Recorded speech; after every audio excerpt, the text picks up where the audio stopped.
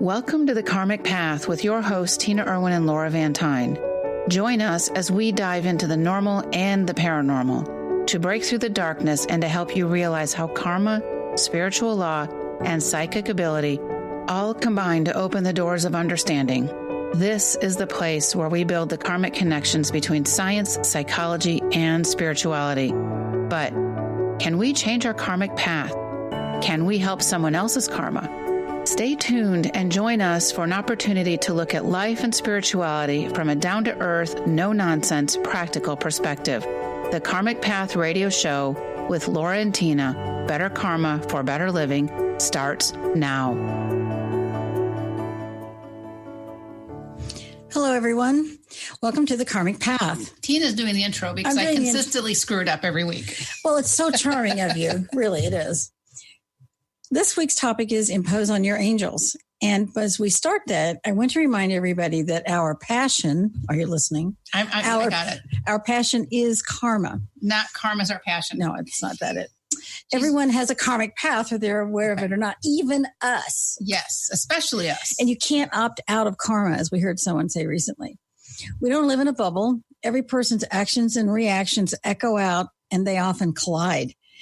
Our passion is to offer you a new way of looking at life so that perhaps, now you got me screwed up here, you can improve your karmic path.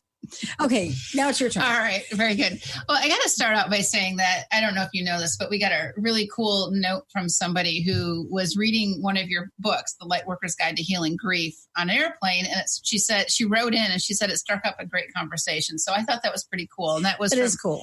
Janina, who said that she was hanging out at the Denver airport earlier this week. So thanks for that. That was cool. Thank you. We really do appreciate that.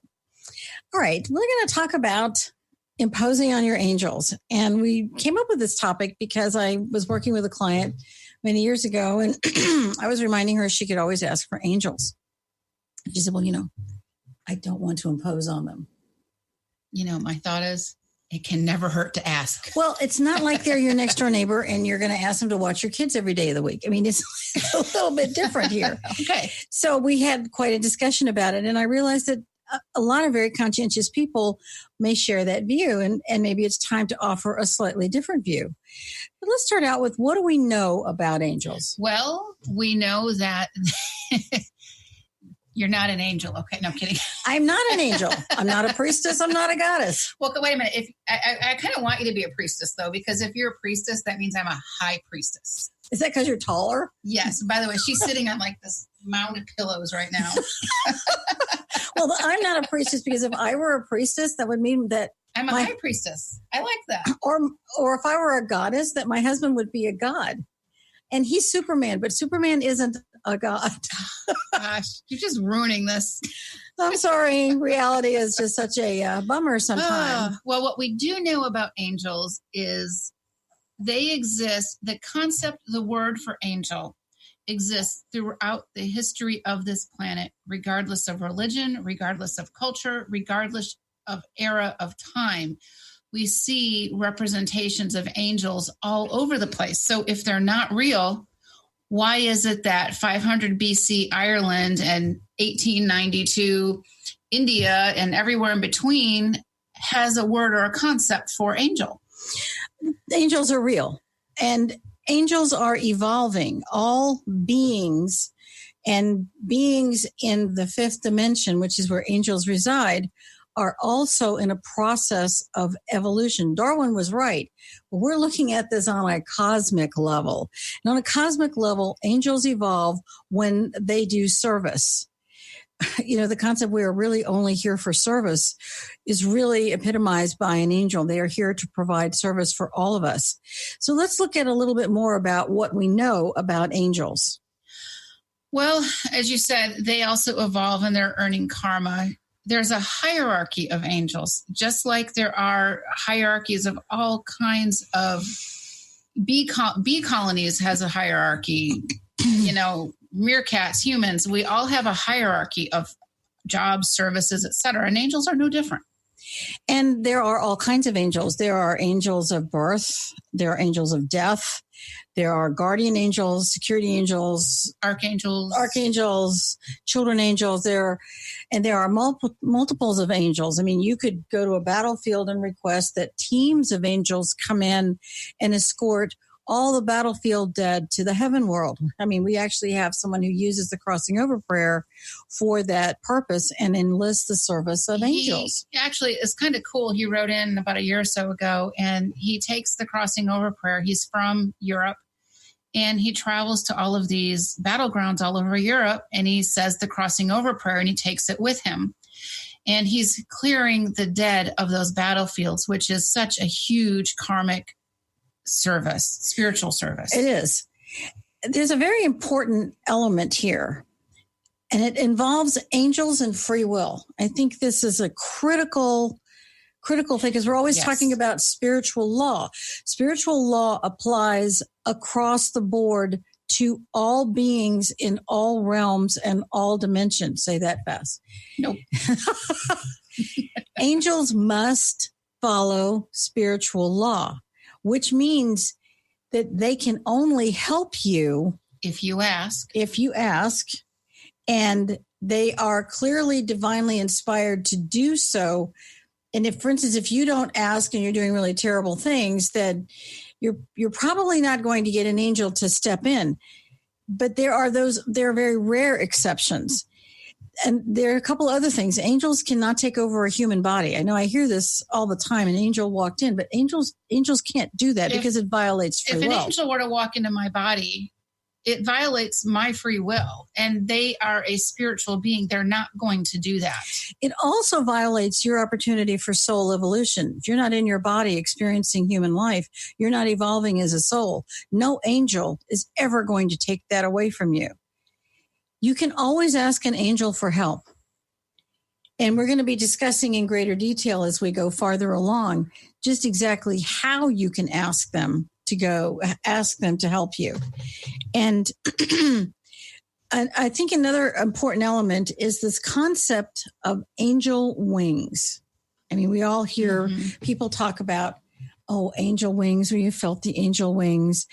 And the information we're about to share comes from Manly P. Hall, and they come from Edgar Casey. And because Laura and I are always studying, rather than just believing, we want to understand other people's research, and we look at the information from multiple sources and look for continuity among those sources.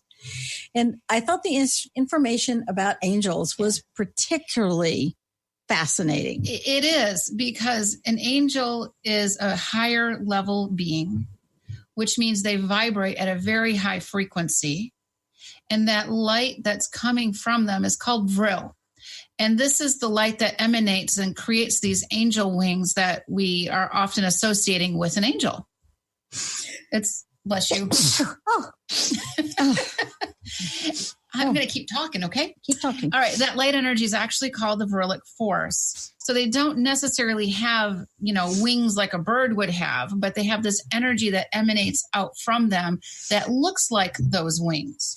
And the reason people thought they were wings is they had no other ordinary way to describe it. You're taking a concept and you're trying to a supernatural concept, and you're trying to create some logic between it. So you're going to use the vocabulary you have, which would be a wing. Which would be wings.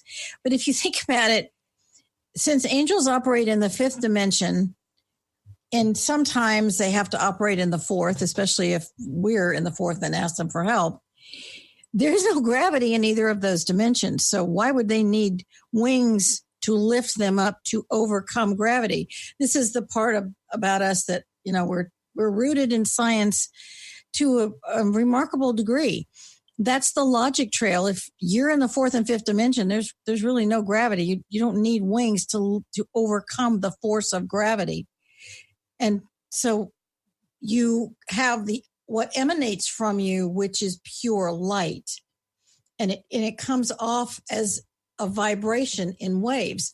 And I just thought that was really cool. It's a really great description. And I'm so glad you approve. I tell you when I don't. Yeah, you do. Anyways, the concept of angel wings, you can look this up with some of the works from Manly P. Hall and Edgar Cayce. Now, can a human become an angel? We're going to kind of get started on this concept, and we'll carry it in after the break in a little bit. But can a human being become an angel? And we hear this a lot. My so-and-so died, and now they're an angel.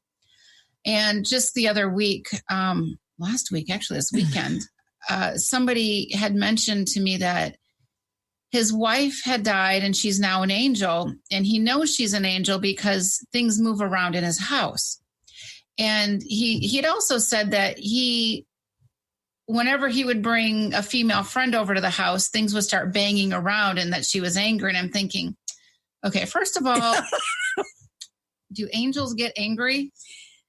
And not like this, okay? Well, basically what he's saying is that this wife angel is jealous. Yes. He is describing the actions of a jealous person or soul. Not an angel. Not an angel. An angel doesn't have any kind of possessive energy toward a living person. So right. an angel can never become a human being. A human being can never become an angel. Each of them are evolving on different tracks. A bumblebee is never going to become a cheetah. I mean, a bumblebee might be a queen. And exactly. And I don't know what bumblebees evolved to, or honeybees evolved to, but they're not going to become cheetahs, lions, elephants.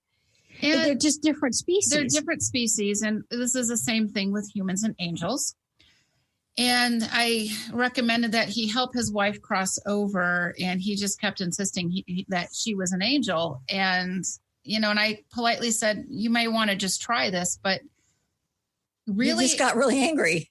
I was really frustrated. I was upset I felt bad for his wife, who was a ghost, but it's not mine to change his mind. I would have loved to have crossed his wife over. I don't think she has crossed over, but there's nothing I can do about it because that is not my job to do unless I have permission. Otherwise, I'm violating spiritual law. And that's certainly not something that any of us want to do. And we're about to head into a break, and we're going to talk about why human beings can't become angels a little bit more when we come back. And we will be right back. You're listening to The Karmic Path on Transformation Talk Radio. And if you get a chance, check out theoillounge.com. They are full of amazing information on everything you ever wanted to know about essential oil. So check them out, and we'll be back shortly.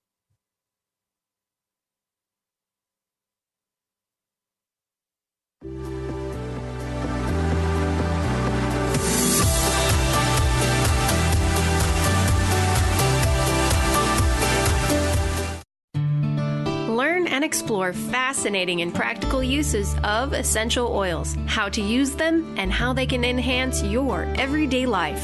The Oil Lounge was founded by 3 remarkable women with fascinating stories about how essential oils changed their lives. Tina and Laura from The Karmic Path have joined forces to educate the masses in the benefits of Young Living essential oils. For more information, visit theoillounge.com. Do you know how to achieve wellness in all areas of your life? Hi, I'm Mary Jane Mack. Signs of wellness are a capacity to love and ability to nurture, a sense of purpose, a good sense of humor and plenty of fun in your life, a concern for others and a respect for the environment, a conscious commitment to personal excellence, a sense of balance and integrated lifestyle, and capacity to cope with whatever life presents. Well, people enjoy their lives and want them to last as long as possible. That's why the wellness mindset usually accompanies other constructive, healthy lifestyle habits. By adopting a wellness mindset and behaviors like eating well, taking the right nutrition for the body, exercising, and saying affirmations are just a few things to structure a healthy system of values and beliefs. I will be your wellness coach to help you achieve a wellness lifestyle. Call us at 888-777-4232. That's 888-777-4232. And visit us at MaryJaneMack.com.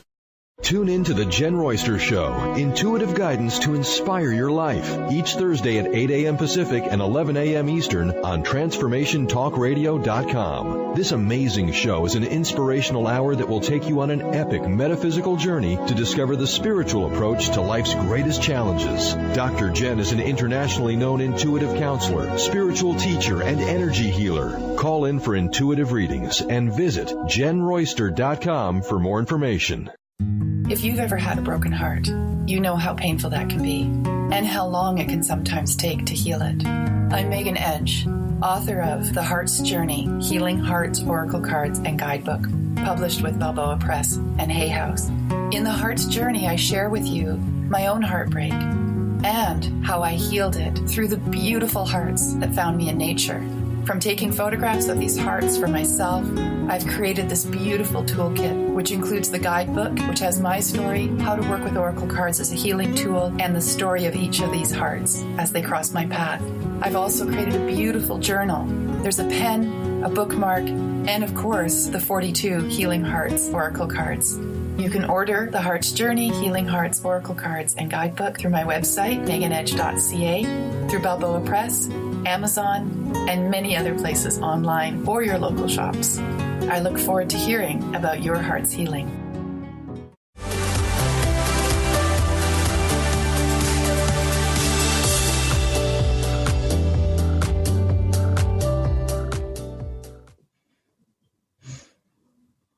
Welcome back to the Karmic Path, and we're going to resume our discussion about why human beings cannot become angels. Human beings have a soul path. They have a karmic path, and it is to raise their frequency to higher and higher levels, to learn about who they are and what they're here for. And the heaven world has many amazing beings, and angels are among them, and they have very specific jobs to do. But one of their jobs is not becoming a human being. That would be, I don't mean to sound insulting, but it would be kind of a demotion. So an angel can't take on a human form to give you can have some, and there are some amazing miracle stories. They're unusual. That's why they're miracles, and miracles absolutely exist. But in the day-to-day world, human beings can't become angels. And I hear a lot of parents who have a child die and say, I just know that my child became an angel. It's a form of really heavy grief, and we understand. And it's a way for that parent to process their grief. And our heart really goes out to that parent. The kindest thing the parent can do would be to cross their child over and invite angels to escort that child to the heaven world.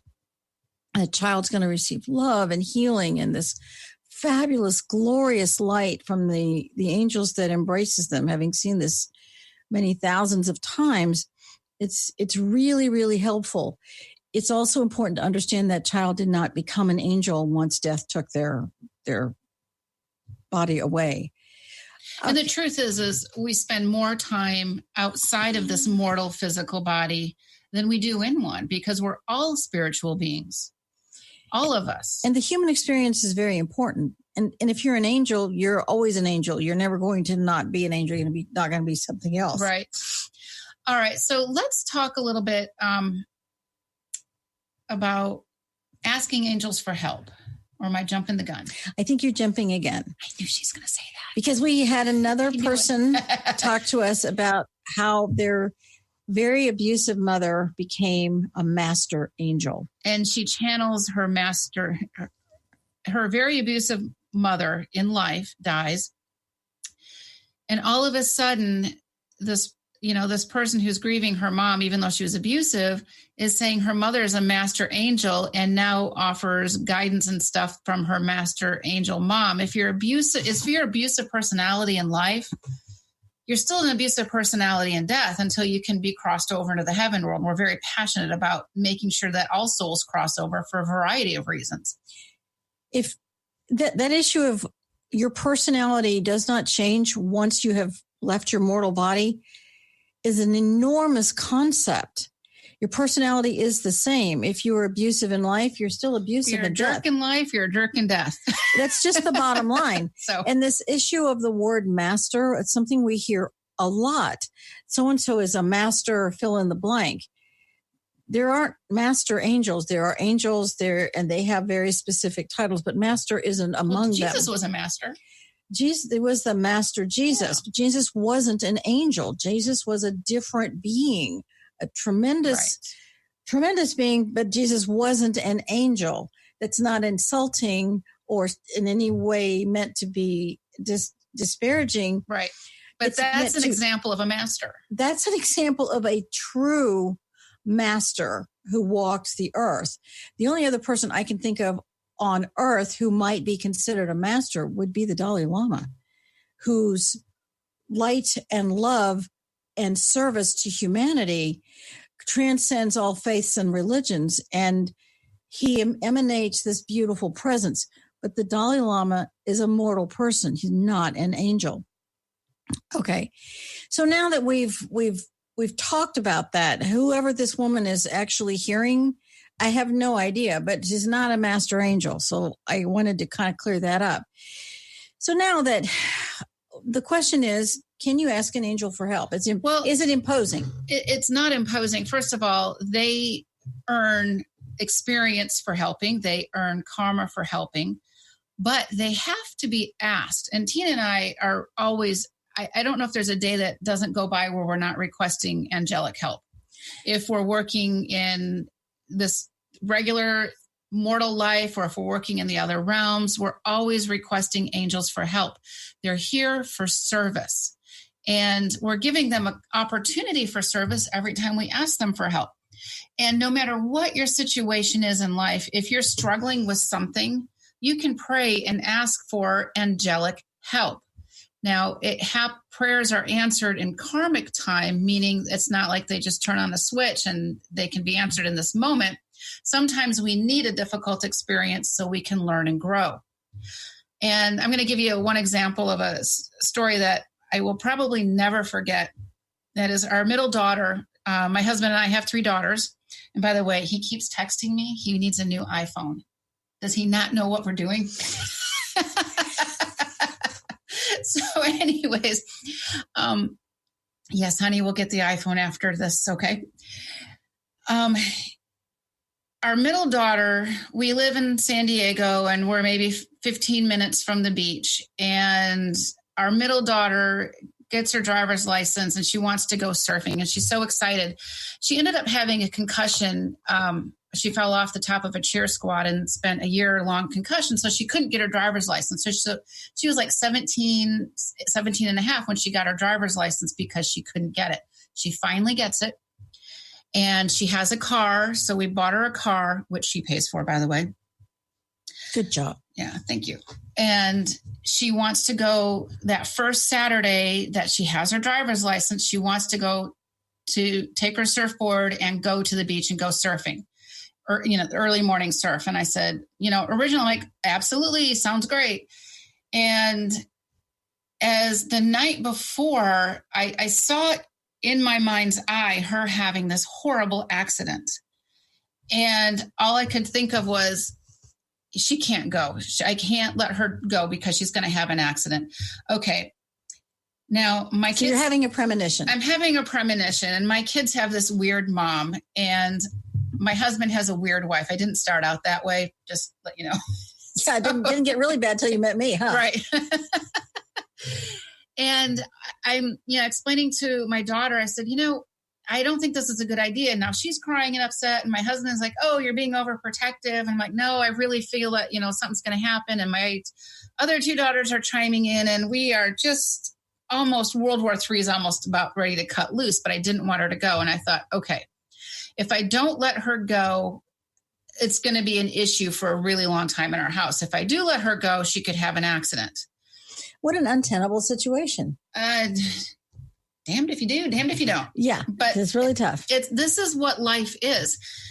And so that night I prayed hard and I asked for my daughter's car to be filled with angels to travel with her. I call them travel angels. That's a great term. Parents out there, if you have teenage drivers, because your kids are under 18, you can request angels be with them. Once you're over 18, you got a spiritual law stuff going on. But So I packed her car with angels and I prayed hard and I said, okay, she's off. She left at like 5:40 in the morning. I'm like, leave early. She's going to be on the freeway. The 5 freeway in San Diego is pretty brutal, but she's on there for one exit until she gets off. So she maybe a mile at the most, she's on this freeway, and it's, Saturday morning at like 6 a.m. And at 6:05, we get a phone call, and it's my daughter. And she's like, I was in a car accident, and she's shaking. And I'm like, I think we got there in like 3.5 minutes. We get there. Her friend that was with her was in front of her in a separate car, because in California, new drivers can't have passengers with them unless they're parents or over 25. And we get there and they're telling me the story, and the CHP, California Highway Patrol's there. And the back left bumper is like just buckled in. And what had happened was she got on the freeway, she moved over one lane, and she's driving down there, and this guy clips her. And he clips the back corner, and he's got I think he had a big black sedan SUV kind of thing. And he clips her. And she said, Mom, it was the weirdest thing. She said, it was like my car just floated and I stopped parallel to the car, to the road. I stopped parallel to the road. She said, I don't even know how I stopped the car. She said, I wasn't driving the car. And I was like, wow. Now, the next thing that happens is the CHP officer looks at her car and he says, what lane were you in? And he says, this is weird. She should have spun out, and she probably could have rolled over based on the point of impact here.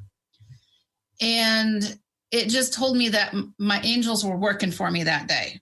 And it turns out that this guy was a drunk driver, and that was a whole nother story.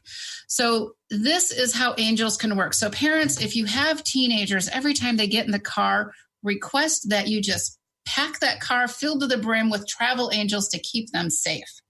It really does work. That happened to me on California freeways are rough. Yeah. And she ended up with, I think, $9,000 worth of car damage, but she was okay. Not a scratch. Not a scratch. She had, a bruised arm, but that was it. And that was absolutely amazing. If, I believed in angels before, but I really believed in them then. And, to this day, I'm always packing my family's car full of angels to have them make wise decisions, to have them in a sort of a bubble where they can, in a karmically correct manner, impact other drivers to keep my family safe. Does that make sense? It makes sense. Yeah. All right. You know what? We're going to be right back. You are listening to the Karmic Path radio show on Transformation Talk Radio, and check out the Oil Lounge. By the way, they're going to be joining us in March, at the end of March, and they're going to be doing some giveaways on essential oils. We'll be right back.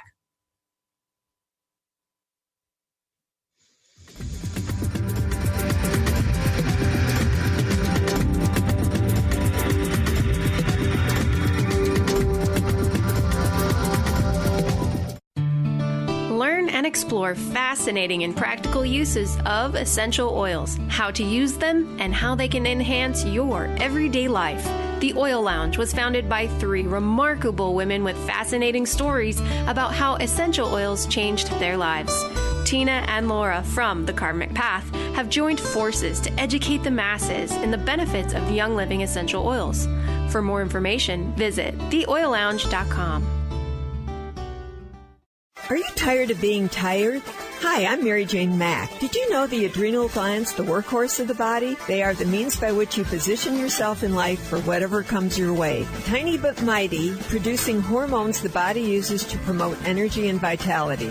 These adrenals determine how you respond to stress, and when depleted, the body loses its ability to function powerfully when we need it most. The much-needed adrenaline or epinephrine is not available for emergency situations. Cortisone and cortisol, the longer-acting anti-stress adrenal hormones, can also become depleted due to the pace of our everyday lives. We overwork, and undernutrition, our most powerful ally that helps us to live the lives we desire. We are able to determine the optimum function of the adrenals and put your system back in balance. Contact us today to feel powerfully energized at 888-777-4232 or visit us at maryjanemack.com.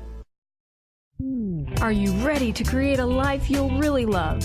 Then you'll want to tune in to the hit show Life Design Radio, From Adversity to Awesome with Susan DiLorenzo. Live each month on TransformationTalkRadio.com. No matter where you are in your adversity story, Life Design Radio has got you covered. Get ready to feel inspired, enlightened, and motivated. For more information about working with Susan, visit SusanDiLorenzo.com. What is a brilliant culture, and how do we create them? Why are they important? Claudette Rowley has created a breakthrough 5-step process to help you align your culture with your business strategy for exceptional results. Looking for a culture that drives organizational excellence? Listen to Cultural Brilliance Radio, the second and fourth Friday of each month at 10 a.m. Pacific and 1 p.m. Eastern on Transformation Talk Radio. To learn more or work with Claudette, visit culturalbrilliance.com.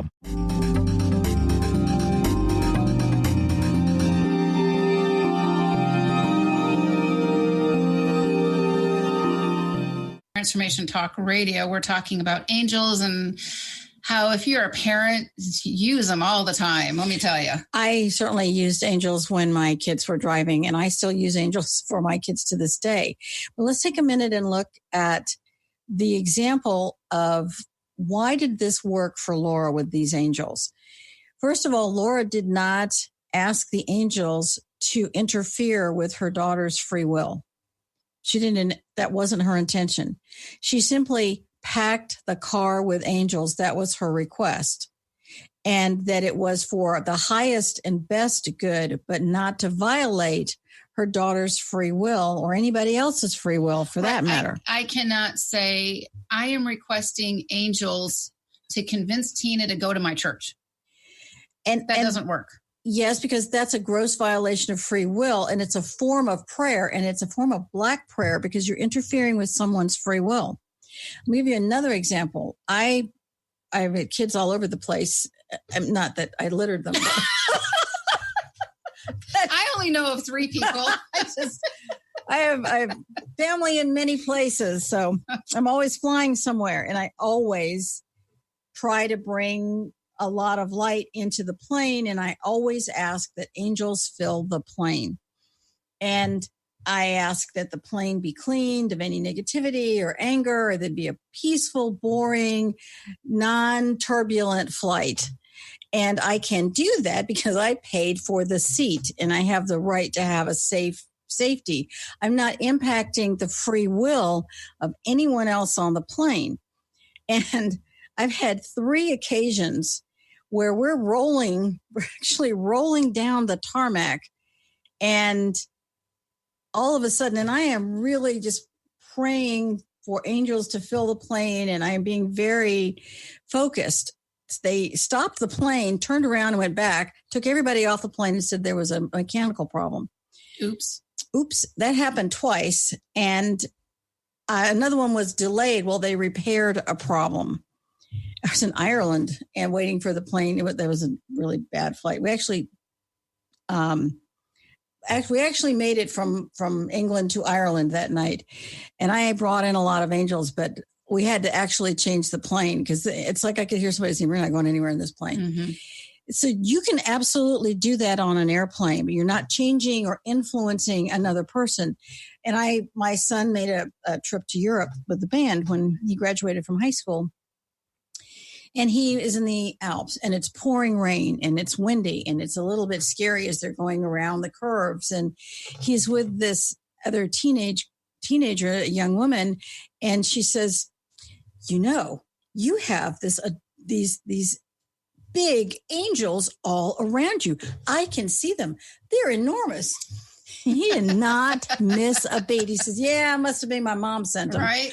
Yeah. And you know what else, parents? If you have a child who has difficulty sleeping at night, pack their room full of angels.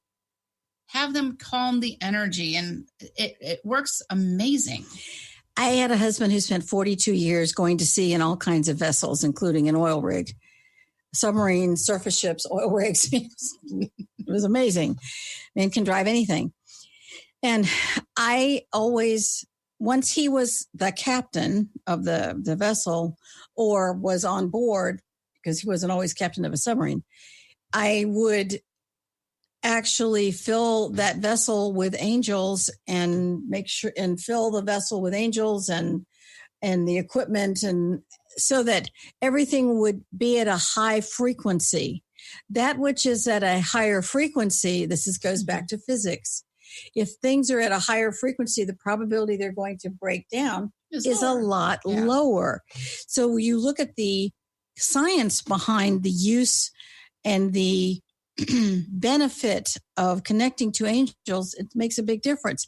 It also does something for you. If you're always connecting to the divine and you're asking for help, and I filled my own car with angels. When I get on the 5 freeway to go visit somebody, I pack my own car with angels. I am not even shy about it, so that I am safe in my car, and that if I'm safe in my car, the probability that people around me are safe as well is a really positive thing to look at. All right, let's switch the subject slightly and let's talk about angels and death.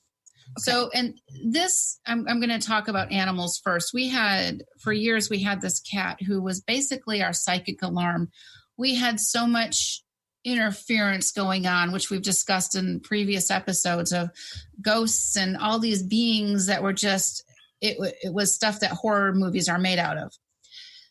And we had this cat in particular who really went to bat for us. Every time there was something nefarious in our house that I couldn't see at the time, she would be kind of the sounding alarm. And she ended up living to be 22 years old. That's astounding. Yes.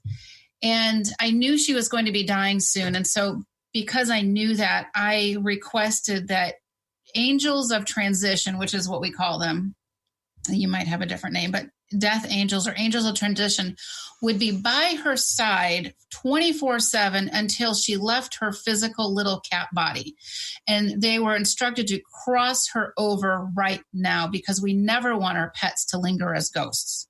No matter how much we love them, it's not good for their soul evolution to leave them stuck between dimensions. In the Lightworker's Guide to Healing Grief, in the back of the book, there are prayers, and one of them is the prayer for crossing over your animal. And it's also on ghosthelpers.com, which is another site we have, ghosthelpers.com. And we have it as a YouTube video. And my neighbor's golden retriever, that dog did a lot of service for that family. Is a remarkably wonderful dog. But everybody's dog, when you love your dog, is a remarkably wonderful dog or horse or pot-bellied pig or pheasant. Whatever it happens to be. My dad had a pet peacock. So it just showed up in his yard one day and claimed my dad. All right.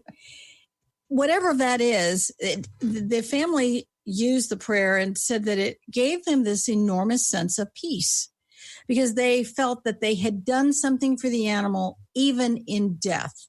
And one of the great things about crossing over a human being or an animal is the feeling that you're not helpless, that you can do something in death for them that is beautiful and glorious and loving. So that's one of the biggest ways you can use an angel. And you can ask the angel to lift them up and hold them. Imagine that image. Imagine it. Great image. I've seen it before. It also applies to humans, by the way. We're not limiting angelic support to animals, but if you have a loved one who is dying or crossing over, you can also request, with their permission, that they have angels in their room, and especially in hospital rooms, because they can be full of ghosts and beings that you want to make sure that your loved one is crossed over. Just request that, an angel of transition be with your loved one. And after that person has died, you don't need their permission. You can ask that an angel of transition assist them to cross over into the heaven world. And say right now. Say right now, because there's no time in that dimension. So you kind of need to be specific. All right. Now what we want to do is shift direction just a little bit. When did your chair get so squeaky? It's not my chair that's squeaky. That's my chair? It's your chair. Okay. Very old chairs. When did my chair get so squeaky? We want to talk about, how do you know it's an angel? And a lot of people confuse their higher self with an angel. We have a conscious, a subconscious, and a superconscious. And this The subconscious is the gatekeeper to higher self. And your higher self is that divine connection. But if your subconscious is very shut down and is afraid or was abused, that connection to higher self can be very difficult. And when you ask for an angel to assist you because you're having trouble with the connection, you connect to the divine it's like rerouting. Let's say you've got a blockage here. You simply go around the blockage and enable yourself to have that divine connection. And it's a very, very important one. And it may enable you to connect to higher self. So when you're connecting to your higher self and an angel, now you're beginning to build, this is a great concept, a spiritual team for yourself. You don't have to channel anybody else. You only need the goodness that is inside of you, that is your higher self. And when you're connecting to angels and you're always bringing them in, and from a purely service viewpoint, you've raised your frequency, and it's a very powerful thing to do. And I think that that's an important thing. Now, let's talk about guardian angels, because I think that's a huge one. All right, well, we only have 2 minutes before we go to break, so let's get started with guardian angels. All right. A lot of times. Angels and the use of angels is somewhat earned. As Tina was talking about, connecting to the divine and requesting for that angelic support builds your spiritual team. Also builds your spiritual frequency. And your spiritual frequency. Not everybody has a guardian angel. And how do we know this? How do we know this? Okay. How do we know this? If a serial killer had a guardian angel, surely that guardian angel would do something to avert that type of action. But serial killers don't have guardian angels. You have to earn it. Yes. And someone who is drinking heavily or who's heavily on drugs, they don't have a guardian angel either. Yeah. And so guardian angels are earned. I'm sorry. They're earned. And if we don't have one, we can work towards earning these guardian angels. You can go. Step away. Take this off. I'm sorry. Okay. So as angels are assigned based on that person's frequency, their level of spirituality. And when I say that, I don't mean that somebody is better or worse or higher or lower than somebody else. It's based on need. It's based on frequency and that person's karma to have something like this. And so we're always striving. There's so many good people out there. We're always striving to better ourselves, to improve those around us. And that's why, Tina and I do the show, The Karmic Path, because karma echoes out all the time. Karma is an action and reaction. And the action of asking for an angel, asking for their help, means that, as Tina mentioned before, we're connecting to the divine and it's raising our frequency and we're able to raise ourselves to higher and higher levels. And the more fervent we are with our prayers and desire for service, the more we can attract angels. And angels, this is the best part. Angels do incur karma when they help us. So by asking for angels, if you're a parent or if you have, working with kids that you're in charge of, or whatever your situation is, animals, if your animal is sick and at the vet, request an angel to be with your pet to comfort them. Request that your kids are surrounded with angels. If they're having a difficult time in school, ask that they help. You can't ask an angel, hey, help my kid to do well on the test. They can't do that, but they can be supportive of your child. And they earn the karma for helping you. And it helps with their soul evolution too, because we're always evolving. And we will be right back. You're listening to The Karmic Path on Transformation Talk Radio.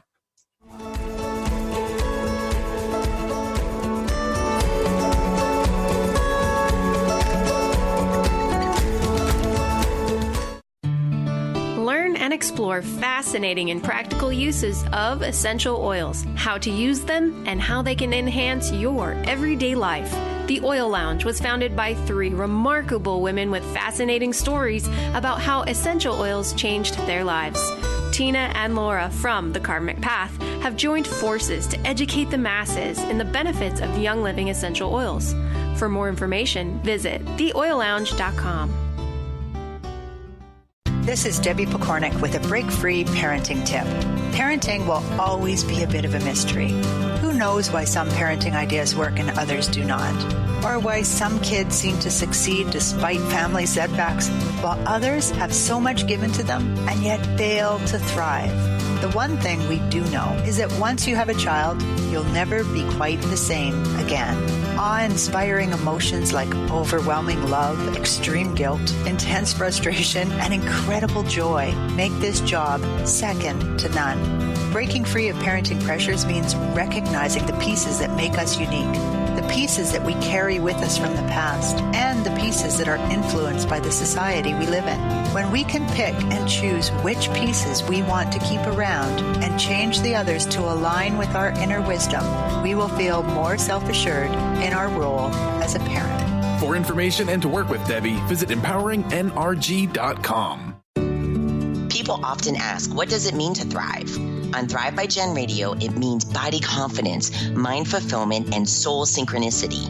Create synchronicity with God and learn as Jen shares action steps and real stories that will inspire you to be unstoppable in fulfilling your purpose. Tune in live each Monday at 8 a.m. Pacific on TransformationTalkRadio.com and visit JenniferZellup.com to thrive with Jen. Darcy Pariso is your connection to spirit, energy, and healing. You can meet Darcy in person at upcoming events throughout Seattle. Do you have questions about your animal companions, yourself, or do you desire to communicate with loved ones on the other side? Darcy will connect you and get answers. Darcy can also work with energy healing to help you and your animal companions feel more balanced and recharged. Visit darcypariso.com/events.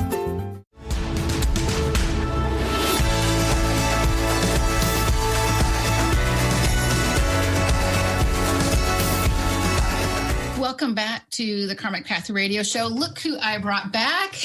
All better now. I asked for some angels to help her out, and look, poof, she showed up again. Yeah. We had a question from somebody listening about Black prayer, and let's talk about Black prayer for a few minutes, but we are going to be doing a show on prayer down the road because prayer is such an important part of our spiritual paths.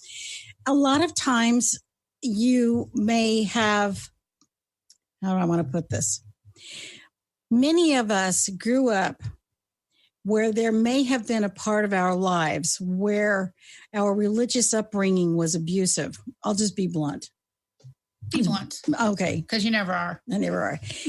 If you have that happen to you, and it's not unusual, and the prayers that you were taught or the things that you associated with prayer are really negative and really dark and abusive or hurtful or made you feel chronically guilty. Or prayer where you're wishing somebody ill will or you're wishing they would do something that they don't want to do. The classic example of Black prayer from a childhood perspective is the parent claims that the child is, you're a sinner, you're a sinner, you're a sinner, you're going to hell, you need to go pray that God will save you because God couldn't possibly want you. That conversation creates a blackness around the concept of prayer. That's one element of it. The second element of it was something my well-intentioned mother-in-law did. She would routinely tell us that she was praying with all of her heart that we would wake up and realize that we should join her Baptist church. And I was happy that her Baptist church was wonderful for her. It gave her a lot of companionship and a lot of solace, and it was very social, and she had a lot of friends, and it was wonderful for her. It worked really well for her. And I was happy for her, but that doesn't necessarily mean that that's going to work for me. I don't have that frame of reference. Yeah, and those are examples of a form of Black prayer. She wanted something for me I didn't want for myself. That's part of Black prayer. If you're praying that someone will change their personality to line up with what you think they should be doing, saying, thinking, behaving, that should be their career, which is a controlling element. It's about control. And you're using the power of prayer to control another person. That's called Black prayer because it's negative, and it's a form of black magic because you're using the power of thought. All thought is energy. Let's go back to science. You are projecting your thought to another person to influence them. And we know because they have prayer circles in hospitals and in a variety of churches, and the power of prayer can be miraculous and wonderful if the person agreed to it. And another example is the woman who was in a hospital and she had breast cancer and she was dying. And I was asked to come in and give her healing. And I said, did she approve that? Did she want me to do that? And they said, it doesn't matter what she wants. Right. We want you to come in and do that. And I said, it does matter. I need you to ask her. And she declined. And I said, she was just ready to go. She was ready to go. There's nothing wrong with that. There's nothing wrong with that. It wasn't up to me to judge the woman. However, what happened was this other woman brought in 2 healers, and they ignored the pleas of the person who was dying, and they gave her all of this healing, which actually prolonged her suffering. And she was very, very angry at death. And you have to be mindful. You cannot want something for someone they do not want for themselves. I know I sound like a broken record, but it's a very, very important record. And that, where the show is on angels, but also this is really important. This is a really important concept. And if you can look at it from the point of view that if you're asking for angels, especially for your teenagers, that's one thing. My husband gave me full permission to always fill any vessel he was on with angels because he was on board, especially if he was the captain. And he had the weirdest situation many a time. People would want to be on his ship because it was so safe. He had a good track record. He had a good, and somebody actually wanted to jump ship so they could be on his safe ship because, one, he's a really good captain. Well, he had a little help from his friend. Right, exactly. It works. And, angels are really good to bring in on those days that we're feeling really sad or really super alone. If we're depressed, ask the angels come in to help you. You may or may not feel them because that depression makes it difficult, but it will help you if you keep up that practice. So let's just give some examples of places where you could ask an angel to be. If, let's say there's been an argument, fill your home with angels, and you might find that the argument stops and people feel better, but they don't know why. You can fill your car. Let's say you're in an office meeting and it's getting really, really, really, really angry. Ask that angels fill the room, not change people's mind, interfere with free will. Angels are a really good tool for a hostile work environment. That's a great tool. And one of the things that Tina and I will do often is we will request a trio of archangels, one to be in front of us and one at each shoulder. So as we're going through a potentially toxic situation, we have these angels with us and we have instructed them to cross over any ghosts that come at us or anything else that may not be for our greater good. Think of the karmic ripple effect of that action. You're doing a positive action, but you're not violating free will. And that's something that's truly beautiful. And if you ask someone, do you mind if I send you angels? You ask their permission, then... If they say yes, great. If they say no, it's okay. Then step back. That's okay. Don't violate someone else's spiritual path. Be respectful. And that also creates karma. I asked someone recently, do you mind if I do this? Do you have your permission and or your husband's permission? And the answer was no. I said, then we are stepping aside. And no is still an okay answer. It's an answer that doesn't deserve judgment. So when someone is grieving, you can send angels to surround them. You can put angels in your child's bedroom at night or with your animals if you have to be alone, or you put your animal in a kennel. Put something there for them. And when you're doing that, you're changing the environment in a positive way. You're filling it with light.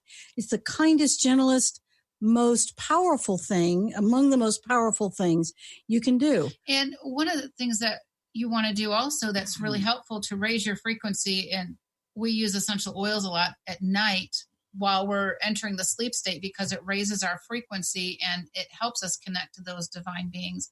Frankincense, white angelica, you just put a drop or two on your hands, your feet, and it really helps to kind of raise that frequency a bit. I use white angelica on my third eye right in here. And I have a whole conglomeration of oils that I put on my feet at night, which really, your feet are the template of the entire body. It's a kind and gentle thing to do. And I mean, little kids dearly love it when you put oils on their feet, and it boosts their immune system pretty heavily. We want to end this with someone asked us a question about who's in the heaven world. So I'm going to read this, and I don't have it memorized. Human beings in their limited understanding of the universe can barely perceive of themselves, angels and Jesus, and a couple of saints thrown in maybe. However, the truth is far more astounding.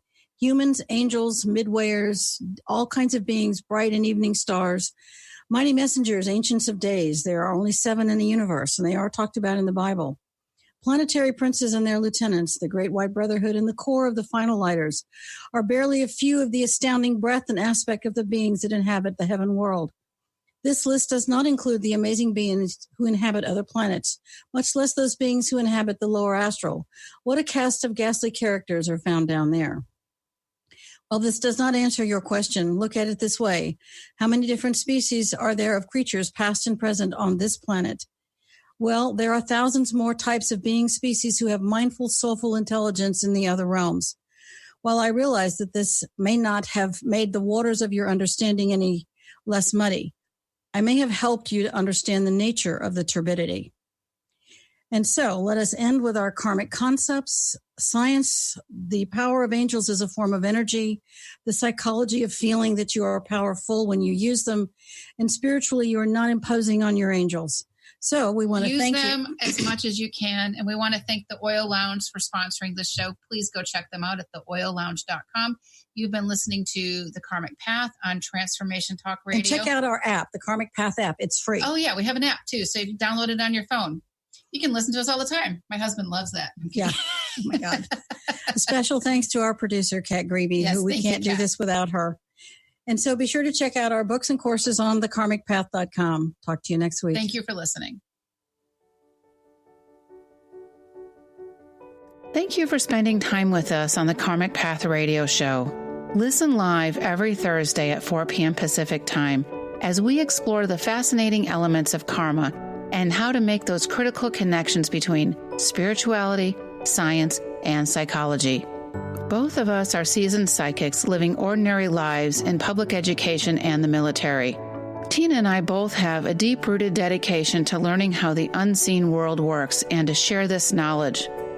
Learn how to create a heightened sense of understanding and karmic awareness for greater personal balance with the Karmic Path. For more information, visit thekarmicpath.com.